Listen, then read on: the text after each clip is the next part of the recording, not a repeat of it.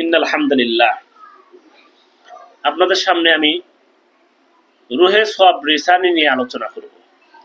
আমরা আমাদের আত্মীয় স্বজন মারা গেলে, বাবা মা মারা গেলে আমরা যে সওয়াব রিসানি করি, এই সওয়াব রিসানি আসলে প্রকৃত কতটুকু করা যায়, ইসলামী শরিয়া দৃষ্টিতে কতটুকু করা যায়।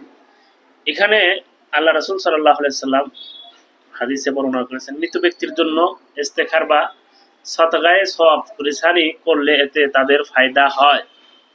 তবে আমরা যেভাবে করি, যে 4 দিন 5 দিন 7 দিন 40 দিন এলাকার সব মানুষকে দাওয়াত করে খাওয়াই, নামাজি বেনামাজি সকলকে দাওয়াত করে খাওয়াই, এটা ইসলামের দৃষ্টিতে শরিয়ায় সাপোর্ট করে না।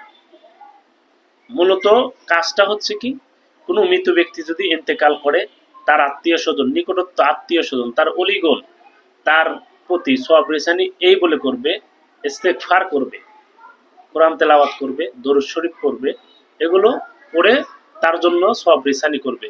এতে করে আল্লাহ তাআলা তার এই ছোট্ট ছোট্ট আমলগুলো, ছোট্ট ছোট্ট সওয়াব রিসানিগুলো তাকে পাহাড় সমান সওয়াবে পরিণত করে আল্লাহ তাআলা ওই মৃত ব্যক্তির রুহে পৌঁছায় দিবেন। কবরটা তো একটা বিশাল কঠিন একটি জায়গা, কঠিন একটি জায়গা।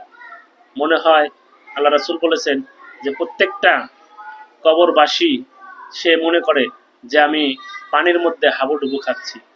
মানে কঠিন একটি মুহূর্ত, কঠিন একটি অবস্থা। এই কারণে দুনিয়াতে আত্মীয় স্বজন যারাই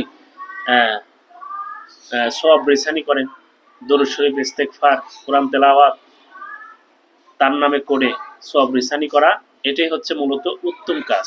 কিন্তু আমরা যেভাবে মানুষে দাওয়াত করে খাওয়াই, 40 7 দিনে 3 দিনে, এগুলা ইসলামের শরিয়াতে কোনো ভিত্তি নেই। এগুলা থেকে আমরা দূরে থাকবো, এগুলা যেন আমরা না করি। ওকে, আল্লাহ হাফেজ, ধন্যবাদ, আসসালামু আলাইকুম।